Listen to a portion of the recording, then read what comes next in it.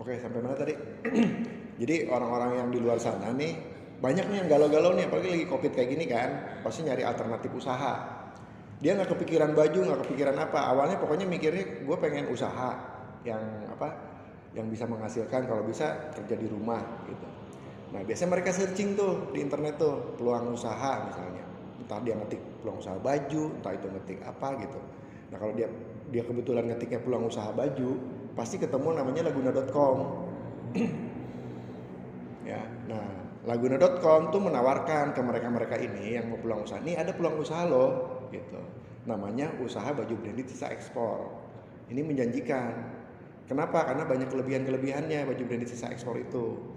Satu, orang kalau yang ngerti baju branded itu kan adanya di mall tuh. Yang Alena tahu baju branded apa yang biasa belanja? Biasa suka baju branded atau baju apa kalau belanja baju? Baju branded aku suka sih. Oke, merek apa contoh? H&M contohnya. H&M, terus apa lagi? Adidas suka. Adidas Nike suka. juga. Belanjanya kemana? Di Pesona Depok. Oke, ada outletnya ya? Ada. Di Pesona Depok tuh yang apa sih namanya? Ada. Apa sih namanya mallnya? Pesona Depok ya? Yang baru itu? Iya. Oke, kayak H&M. Itu berapa kira-kira harganya satu baju? Celana aku aja 600.000. 16.000. Oke, ya. H&M. Celana aja 16.000.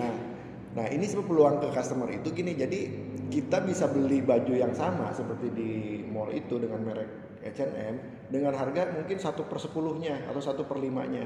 Beli celana kamu satu di H&M-nya langsung sama di grosiran kita itu bisa dapat 5. Gitu. Bahkan lebih.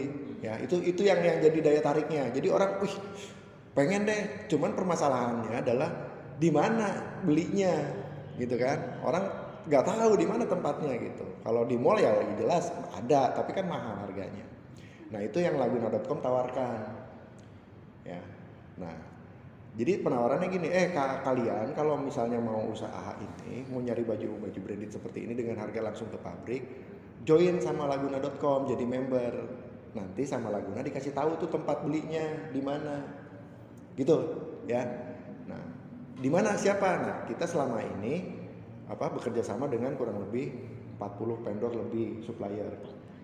Nah, salah satunya sekarang nih baru-baru ini saya setting juga Bayu, siapa? Kiki, Freddy, Ajija, Mas Yoga di setting seolah-olah jadi supplier. Paham nggak? Alena ya, jadi supplier. Nanti mungkin Alena pun kalau misalnya join sama kita di settingnya jadi supplier bukan jadi pembeli. Paham nggak? Jadi nanti Alena yang akan melayani orang-orang tadi yang daftar join member ke Laguna ini. Gitu. Jadi kebutuhannya itu dia akan mencari produk dari supplier buat dijual lagi. Gitu. Paham ya? Nah, kita karena kalau yang lain mungkin harus standarnya harus punya gudang sendiri, harus punya produk sendiri. Nah, kalau tim kita ini saya setting khusus gudangnya virtual. Ngerti nggak virtual? Artinya tuh online aja. Jadi kita nggak punya gudang, tapi walaupun kita nggak punya gudang, kita harus punya produk. Seolah-olah ya, nah produknya dari mana? Nanti saya akan kasih resourcesnya. Ada di gudang ini, gudang ini, gudang ini. Jadi seolah-olah itu gudang kalian.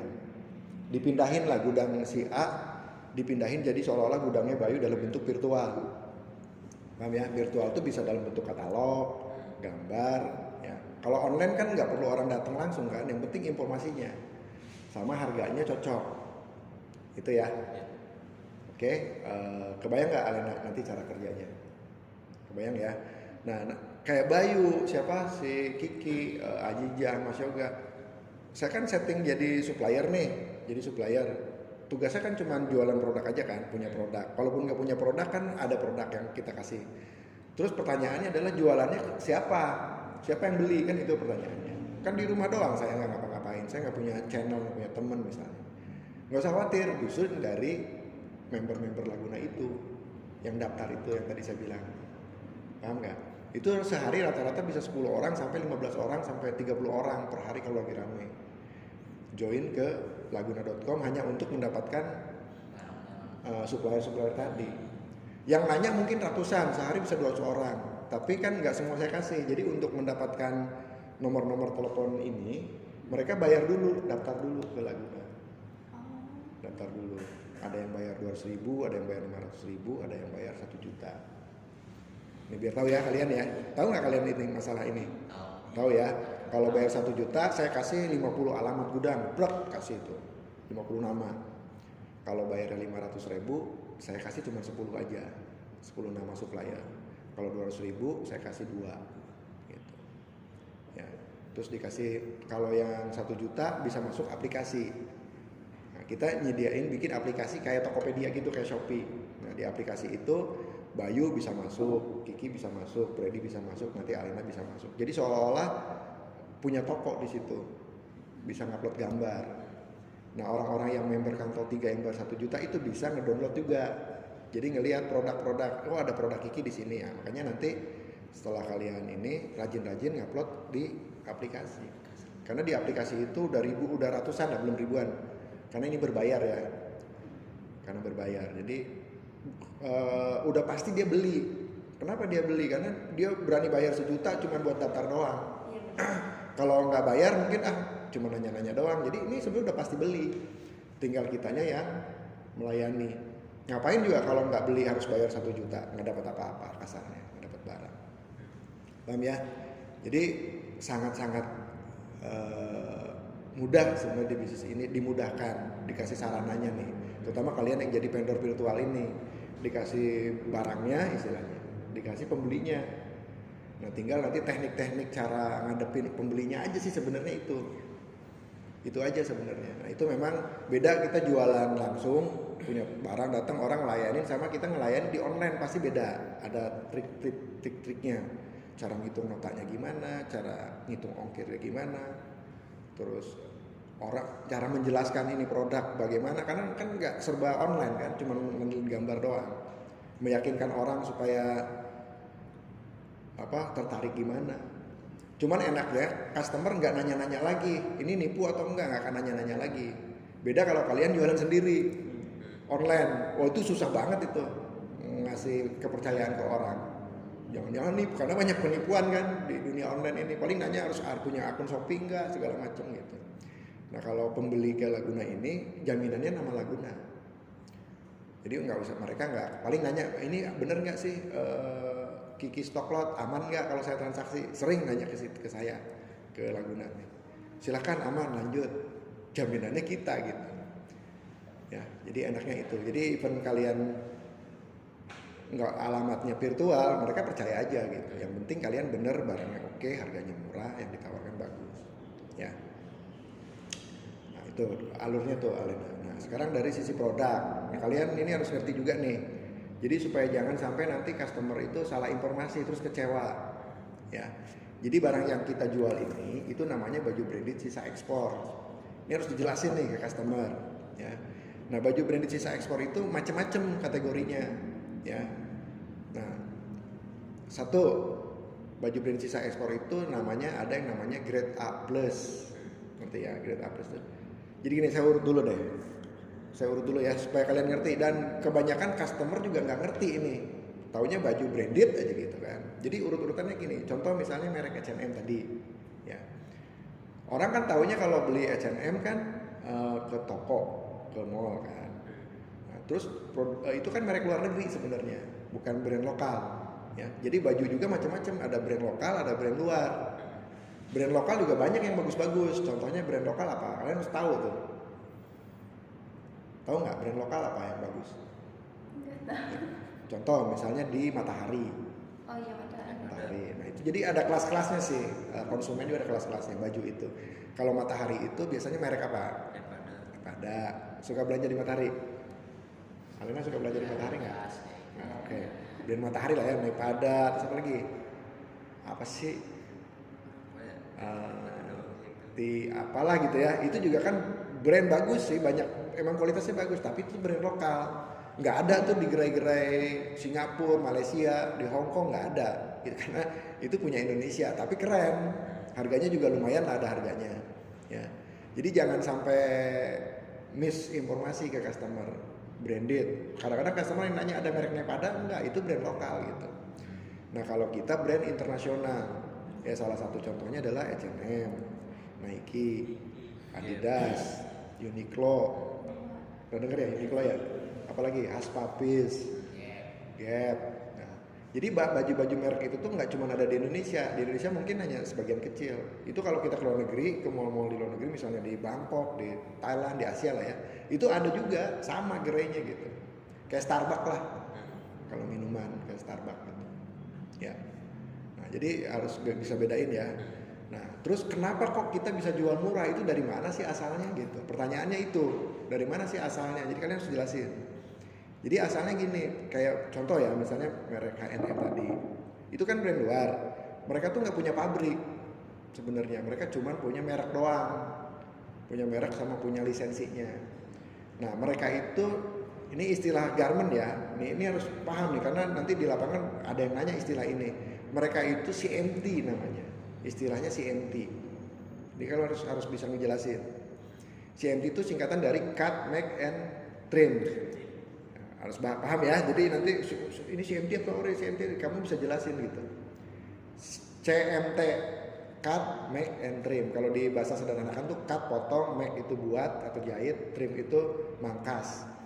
Jadi maksudnya gini, yang si brand H&M nih, maksud CMT itu ya, brand H&M. Mau bikin baju kaos ini misalnya, jadi dia beli kain ke pabrik A, beli kainnya doang, yang menurut dia memang kainnya cocok buat baju saya nih, saya mau bikin baju. Nah, udah beli kainnya, saya nunjuk penjahitnya, pabrik itu penjahit, tolong dong buatin baju kaos brand saya H&M, tolong jahitkan, ongkosnya berapa. Jadi saya cuma bayar ongkos jahitnya doang. Saya belanja bahannya sendiri, tapi saya minta dibikinin sama pabrik Ready Garment misalnya, tolong buatin. Harganya segini, jadi saya bayar jasa bikin ininya doang, jahitnya doang. Saya belanja sendiri ke kain yang beda lagi pabriknya, paham nggak? CMT itu kayak gitu. Oke, saya bikinin ya 1000 potong ke si pabrik ini nih. Ini saya udah belanja kainnya tuh, udah saya beliin kainnya, tolong potongin, tolong jahitin, tolong tempelin mereknya, nanti saya bayar sekian, kirim ke saya. Gitu. Nah, kenapa si SNM ini bikinnya di Indonesia, enggak di negaranya? Satu itu kos produksinya mahal, jadi dia menurut dia lebih untung belanja di negara asalnya, karena pabrik penghasil tekstil terbaik itu ya di negara-negara, salah satunya di Indonesia. Tekstil itu pabriknya. Jadi daripada dikirim dulu ke sana, dijahit di sana, wah, ongkosnya berapa gitu. Udah bikin aja di negaranya gitu. Di negara asalnya bahan bakunya. Maksudnya gitu ya.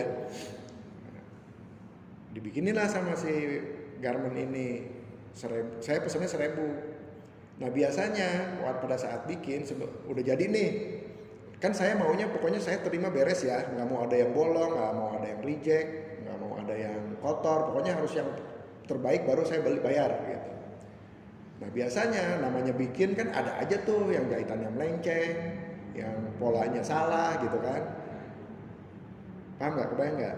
Nah, dikirimlah ke saya 1000, dibeli sama yang si SNM ini, karena saya pesannya 1000. Tapi masalahnya si pabrik ini suka ada sisanya. Ya karena tadi itu, karena melenceng, karena salah kancing, karena benangnya mungkin gimana. Karena kalau dikirim ke saya pasti marah. Dibalikin lagi sama saya gitu, sama si H&M tadi, paham ya? Nah, si pabrik itu satu bisa jadi barang yang reject itu, maksudnya yang jahitannya meleset atau apa. Ada juga yang kelebihan, bagus sih nggak ada masalah tuh barang itu, tapi kan memang produksinya dilebihin, nggak dipas gitu, nggak dipas. Biasanya ada lebihnya, entah dari 1000 tuh 200 piece, entah itu 100 piece, pasti ada lebihnya. Atau ada juga sisa bahannya. Kalian bisa jelasin ya nanti ke customer ya. Sisa kain. Jadi kan saya ngasih kain tuh ke kamu tuh, tolong bikinin. Nah, kain-kainnya itu banyak sisanya itu. Kan produksinya ribuan. Roll-rollan. Nah, si kainnya itu dijual lagi sama pabrik yang lain gitu, dibeli. Paham nggak? Ya. Nah, jadi sama si pabrik ini dibikin lagi, dijahit lagi. Nah, kadang-kadang nggak sama ngejahitnya dengan baju aslinya. Misalnya waktu saya pesen bikinnya kaos seperti ini, nah, ada sisa kainnya, tapi saya bikin polo. ada kerahnya, tapi kainnya kain yang asli yang ini gitu loh. Nah itu orang suka salah istilah di lapangan, ini CMT. Padahal CMT itu sebenarnya tiga-tiganya juga CMT. Cuman di dunia bisnis sisa ekspor ini diartikan CMT itu yang palsu itu, bukan palsu sih sebenarnya. Bisa dibilang palsu iya, karena kan tidak persis sama. Yang aslinya kan yang itu tadi, yang dikirim ke saya itu yang aslinya. Nah, cuman bahannya bahan asli dibikin lagi sama si Bayu, sama pabrik Bayu nih. Dicontek bisa mirip disamain, bisa jadi beda modelnya. Misalnya yang aslinya bikin kaos H&M, karena bahannya sama dia bikin bukan kaos tapi kaos kerah misalnya, atau yang aslinya tangan pendek dibikin tangan panjang misalnya gitu. Ya. Nah pertanyaannya adalah kalau yang tadi itu yang kita sebutnya CMT aja ya, CMT itu asli atau enggak? Enggak asli sih, tapi materialnya bahannya asli. Gitu. Jadi kalau adanya ini ori atau CMT, ini bahan dari sisa ekspor kah? Gitu. Materialnya asli, tapi dirakitnya di pabrik yang berbeda gitu aja. Oke, paham ya? Ini pengetahuan produknya nih, karena ini penting buat kalian. Kadang-kadang di lapangan kalau nggak ngerti, si customer juga nggak ngerti. Setelah dikirim komplain, ini kok nggak sama ya sama yang orinya, misalnya gitu. Iya bu, ini sisa ekspor. Sisa ekspor itu macam-macam, ada 3 macam. Kalau ibu mau yang persis perfect sama, ya belinya di toko. Ya di toko kan harganya mahal. Ini alternatif supaya orang kita bisa keren, ya kan? Bisa keren tapi harganya terjangkau, kualitasnya ya kurang lebih sama lah gitu. Ya ada minus-minus dikit wajar karena harganya juga beda dengan di toko. Paham ya? Alena bisa nangkep nggak? Bisa nangkep ya? Oke. Nah itu jadi dari sisi pengetahuan produk. Oke, paham ya? Oke, jadi nanti pada saat kalian terjun di lapangan itu dulu harus dikuasai karena itu pasti ditanyakan sama customer. Terus kalian mindsetnya juga harus ngebaca market, ngebaca pasar nih, ngebaca pembeli. Saya di awal bercerita bahwa orang yang mau membeli ke kita itu adalah bukan orang yang mau beli baju, bukan beli baju. Kira-kira mau ngapain? Beli nama brand. Orang yang jualan. Orang jualan. Sebenarnya itu loh intinya. Jadi jangan salah tangkap ya. Sebenarnya mereka itu mau untung, bukan mau baju, bukan mau merek. Itu kan caranya aja mereka nyari, seolah-olah nyari baju harus yang ori. Sebenarnya mereka itu mau jualan supaya menurut dia baju yang dia beli itu merek itu pasti laku. Padahal belum tentu juga. Nah makanya kita sebagai supplier harus paham sebenarnya intinya orang yang mau beli ke kita itu mau dapat untung, sebenarnya itu. Jadi kasarnya ditawarin barang apapun kalau menguntungkan buat dia ya pasti dibeli sebenarnya. Jangan kadang-kadang kita sebagai marketing suka kejebak. Nah si customer sendiri kadang-kadang nggak bisa mengungkapkan yang sebenarnya. Oh, saya mau ini dong, mau ori dong, mau itu dong. Jadi kejebak sama di pikiran dia sendiri. Padahal sebenarnya dia mau begitu tuh karena pengen untung kan sebenarnya. Mau jualan, terus nawar harga. Kenapa dia keke nawar harga nego mati-matian ke kita, ya kan? Karena dia mikirnya gue jual berapa. Pembeli gua siapa yang beli, sebenarnya itu. Jadi kalian harus paham itu ya. Jadi jualan nggak sekedar kita tuh ya udah jualan gambar ini deal, nggak sekedar itu. Nah itu juga basic iya sih gitu, cuman kita harus pakai teknik. Jadi kalau kita mau maksimal harus memahami psikologis pembeli ya. Kita juga kadang-kadang jadi pembeli kan, bener nggak? Selain kita juga pembeli gitu, beli apapun, makanan, pakaian kita juga beli kan. Apa yang kita inginkan. Nah kalau si penjual paham apa yang kita inginkan, udah pasti dibeli. Kadang-kadang harga udah nggak relevan lagi gitu. Ah di sana lebih murah, tapi di sini saya lebih enak, nyaman. Udah nggak ini lagi loh. Nah cuman itu harus pakai teknik. Kalau nggak pakai teknik sama aja ya orang pasti pilih yang termurah gitu. Oke paham ya? Sampai di mana tadi? CMT. Nah, terus cara, nah, udah itu jelasin dari sisi produk. Ini saya pengen nekanin kalian harus paham customer kalian nanti yang datang ke sini. Nanti kan setiap hari data masuk terus kan? Masuk sehari berapa rata-rata yang nanya-nanya? Ada 5. Itu udah bagus banget 5 orang itu. Ya.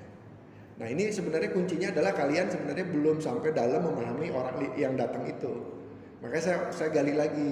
Jadi orang datang itu adalah kebutuhannya mau dagang, mau usaha. Itu sebenarnya yang dicari itu sebenarnya. Cuman bahasanya mereka seolah-olah nanya ada celana enggak, ada ini enggak gitu. Itu mah caranya doang sih, ujung-ujungnya sih dia jualan. Paham enggak? Nah, jadi pada saat misalnya kenapa pada saat kamu kasih penawaran terus mereka diem? Kenapa dia diem? Nah, itu tadi bisa jadi karena nggak pas yang kalian tawarkan gitu. Ya. Jadi kalian hanya sekedar ngikutin dia ngirim gambar. Makanya kalau bisa ditanya, nah, ibu jualannya di mana sih gitu? Siapa target marketnya misalnya? Pemula atau baru mulai? Kalau pemula kadang-kadang dia juga bingung gitu mau beli yang mana, kadang-kadang bingung. Nah kita kalau kita tahu caranya, Bu, kalau menurut saya ini oke loh Bu. Apalagi ibu marketnya misalnya anak muda, misalnya. Kebetulan saya punya kaos ini nih Gap nih, keren nih Bu. Anak-anak muda nih lagi tren. Harganya juga misalnya cuma segini Bu. Ibu bisa jual di harga segini. Jadi, oh iya juga ya. Gitu. Kan saya memang mau usaha, mau dagang. Yang dibutuhkan sebenarnya informasi itu sebenarnya. Bukan sekedar nanya ada baju ini, baju itu, bukan. Mereka tuh pengen dapat informasi barang apa sih yang laku gitu loh. Sebenarnya itu. Ya, banyak yang nggak digali sampai situ. Kalau saya dulu waktu langsung megang begitu, nanya dulu. Jadi kalau dia udah ngerti, ya udah Mas, apa aja deh tawarin ke saya percaya aja sama Mas gitu. Nah kita juga dari kasih kepercayaan harus bener-bener makanya harus menguasai. Jangan sampai kita ngejual barang zong gitu ke dia gitu. Paham ya? Ibaratnya gini deh, misalnya ya.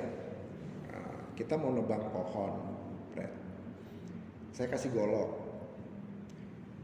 Kalau saya kasih golok nih, tolong tebangin pohon itu misalnya. Terus kamu tebang, goloknya tumpul. Kira-kira butuh berapa lama itu sampai pohon itu bisa roboh? Pasti butuh waktu lama. Ya. Tapi kalau misalnya Bayu inisiatif, saya asah dulu deh, gitu. Nggak langsung tebang, ntar aja dulu, asah dulu 10 menit aja biar agak tajam. 10 menit. Lebih gampang nggak nebangnya? Pasti lebih gampang. Nah kebanyakan kita nih yang terutama kita pemula nih maunya hajar aja gitu. Padahal masih tumpul ininya apa? Gergajinya apa goloknya masih tumpul. Jadi malah patah. Jadi akhirnya nggak closing gitu. Tapi kalau istilahnya asah dulu tuh maksudnya gitu. Ini orang maunya apa? Sebenarnya itu. Nah tinggal kita pendekatan teknik beda-beda ya cara ngomongnya. Mungkin nanti Alena bahasanya lain ini Mas. Intinya gitu, cari tahu kebutuhan dia apa, maunya apa gitu. Sebenarnya nggak akan jauh beda sih, semua intinya ujungnya itu mau dagang, mau untung sebenarnya. Nah tinggal untung si A sama untung si B beda-beda, tergantung dia cara jualannya atau siapa pembelinya. Gitu. Oke dari situ ya. Nah tinggal dipraktekkan di online. Nah di online kadang-kadang kalau saya ngomong gini kan beda ngejelasinnya. Ya, kalau online kadang-kadang ada orang yang mau ditelepon, ada orang yang mau WA. Kan panjang-panjang kadang-kadang kita juga pegel gitu ngejelasinnya. Nah, bagusnya sih by phone sih kalau nanya-nanya itu bagusnya. Jadi pada saat ngomongin, Bu, boleh saya telepon nggak? Gitu. Ajak ngobrol seperti saya tadi. Ya. Ibu di mana, usahanya apa, sebut namanya kalau bisa. Ibu siapa ya Bu? Terus perkenalkan diri kita. Saya Kiki Bu, salah satu vendor Laguna. Kalau apa yang bisa saya bantu? Kalau boleh tahu Ibu usahanya udah jalan atau belum? Baru mulai gitu kan. Pasti rata-rata baru mulai sih. Baru mulai. Target marketnya siapa Bu? Anak muda, ibu-ibu, bapak-bapak, nenek-nenek gitu kan. Nah pemula biasanya tuh nggak ngerti beli baju apa, karena cuma mungkin searching aja sih lihat ini laku nih laku gitu. Misalnya dia bilang anak muda, oh kebetulan kita lagi ada produk-produk ini Bu. Terus pasti rewel harga. Nah masalah harga gimana? Harga sih sebenarnya fleksibel Bu, bisa negosiasi. Sebenarnya kami juga ngambil untung nggak banyak-banyak. gitu loh. Jadi jangan kesannya kita tuh mau ngerampok dia gitu loh, paham nggak? Jadi ya apa adanya aja, ya namanya dagang harus untung dong, nggak mungkin rugi.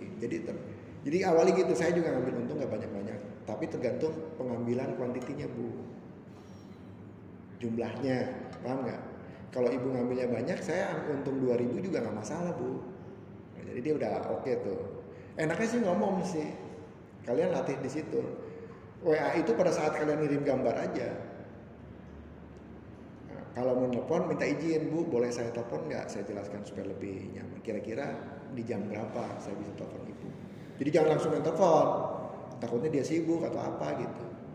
Ya, jadi tenang aja pada saat ngadepin customer, saya bilang luangkan waktu untuk ngasah dulu deh pisaunya, jangan langsung tebang dulu. Sayang database ini, saya bilang dia itu bayar 1 juta ke Laguna, nggak mungkin dia nggak belanja ke kalian tuh pasti ada yang salah cara penanganannya, enggak. Dan lebih mudah kalian customer yang nyamperin kita loh, kita bukan yang nyari-nyari. Mungkin Alena selama ini nyari customer ya sendiri. Tuh. Kita mah nggak nyari customer yang nyari kita.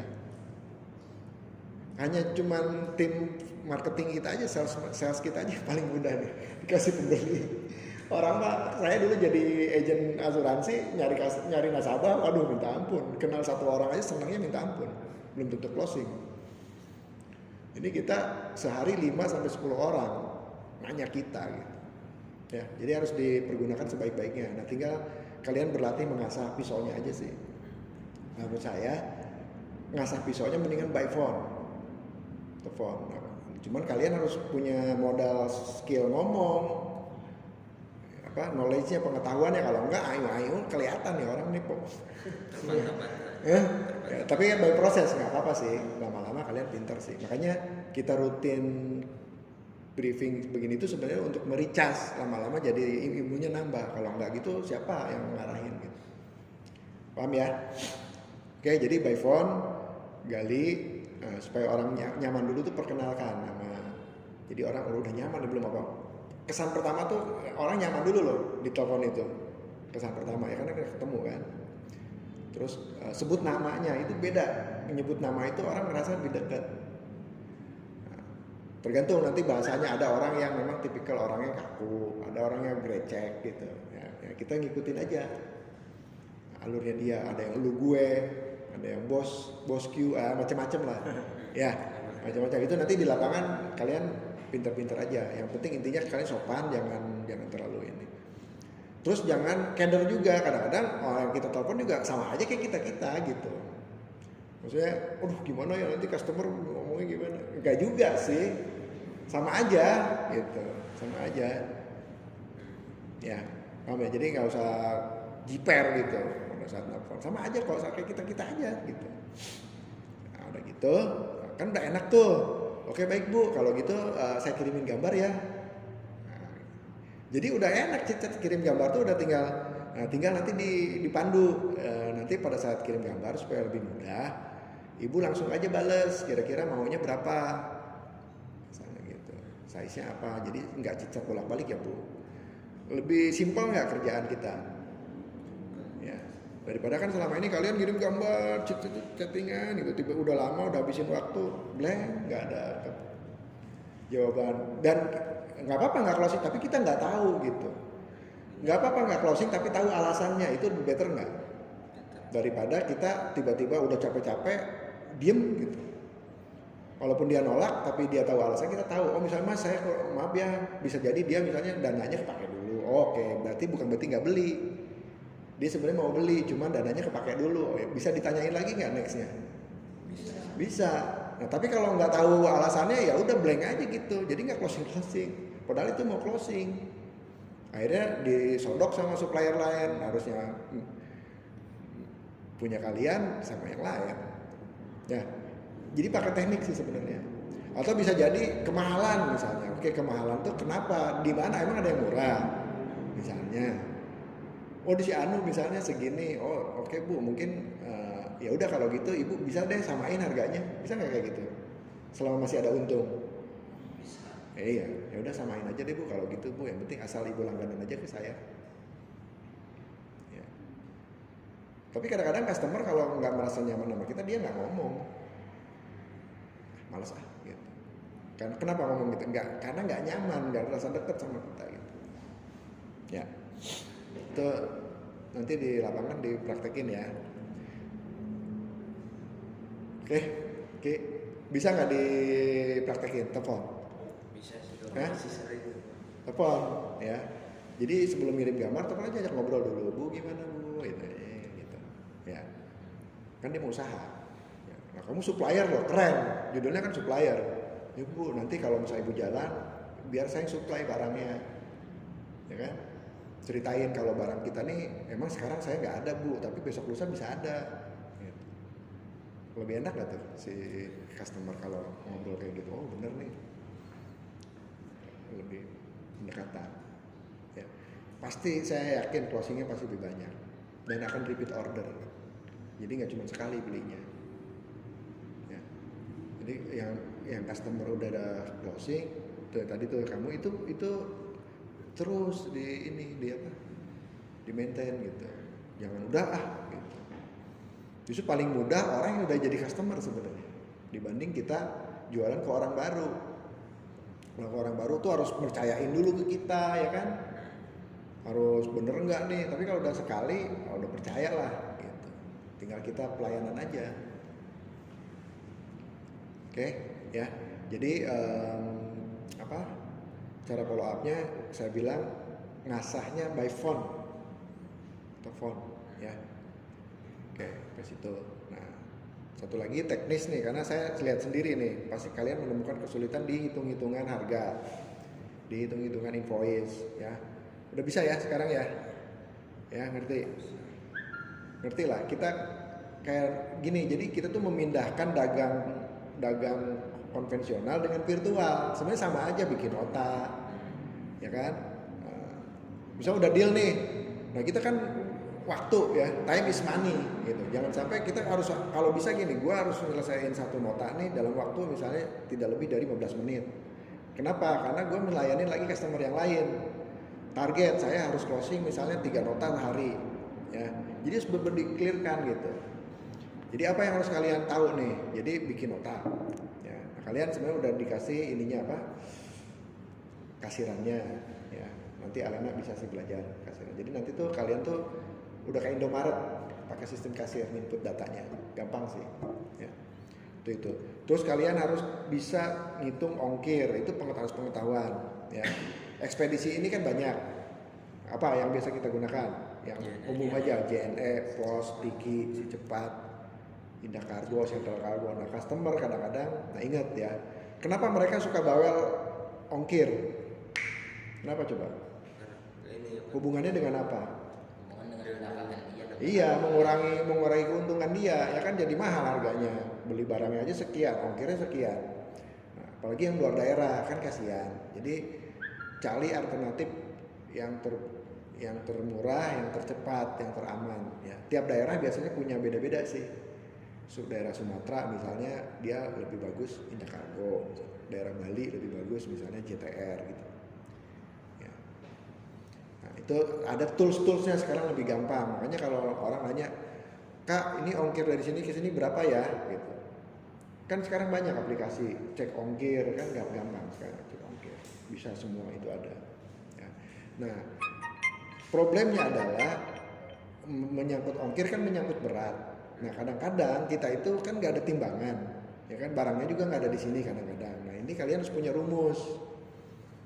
Udah tahu belum rumus baju? Walaupun mungkin ada meleset-melesetnya sih. Dikit-dikit saya udah tahu. Udah ngerti. Jadi kalian udah punya estimasi. Kalau kaos yang seperti ini nih, kaos-kaos, sekilonya kira-kira isinya berapa? 5 sampai kalau kaos kayak gini 12 Sekilo? Mungkin. 5 juga Oke. Sekilo itu berapa gram? 1000 gram. Gitu aja. Supaya gampang ya. 1 kilo itu 1000 gram. Nah, rata-rata baju ini kalau ditimbang itu 200 gram. Kaos. Berarti 5. Nah, 200 gram. Jadi hitungannya gram aja. Ingat ya, sekilo itu 1000 gram. Nah, kaos-kaos kayak gini tuh rata-rata 200 gram. Nah, kalau celana, nah pasti beda. Kalian pertimbangkan aja kira-kira. Biasanya 600 sampai 500 gram celana jeans. Berarti sekilo bisa 2 atau 3. Nah, cara ngitung ongkir, kan kalian deal-dealan nih, gambar ting ting ting ting ting ting. Oh, pasti dia rekap kan mau transfer. Daripada lama-lama kalian harus menimbang, lu juga estimate hitung aja gitu, dibagi aja. Ini tisnya dari Nah, paham ya? Udah ketemu misal 100 potong nih, celananya sekian, oke kira-kira 10 kilo misalnya gitu kan. Ya udah kamu hitung aja ongkirnya. Cara ngitung ongkirnya gimana? Tanya dulu alamatnya, berarti kita harus tahu alamatnya. Ya, jadi sebelum ngasih nota, oke Bu, baik, tolong infokan nomor alamat sama pengirim yang lengkap ya Bu. alamat lengkap lah. Lengkap dan alamat lengkap. Habis itu baru kita hitung ongkirnya sama nota pesanan dia. Udah langsung kirim nomor rekening. Udah tinggal nunggu transfer. Udah bisa itu mah ya. Udah praktek ya. Paling ini jadi briefing minggu ini apa poinnya Ki? Apa yang kamu tangkap dari penjelasan hari ini? Itu lebih maintain lagi sih. Oke. Maintainnya gimana, lewat chattingan apa by phone? By phone. Kamu tahu by phone. Coba praktekin deh by phone. Ya. Nanti kita review hasilnya gimana, lebih bagus atau enggak. Buktikan aja, nanti pasti lebih bagus hasilnya, ya. Oke. Terus modal ngomongnya udah siap, udah bisa ya. Praktekin aja, nanti salah-salah dikit nggak apa-apa. Oke, poinnya itu ya. Apa tadi poinnya? Ingatnya gini aja omongan Bapak, ngasah dulu deh daripada langsung motong. Ngasah tuh maksudnya tuh ajak ngobrol dulu.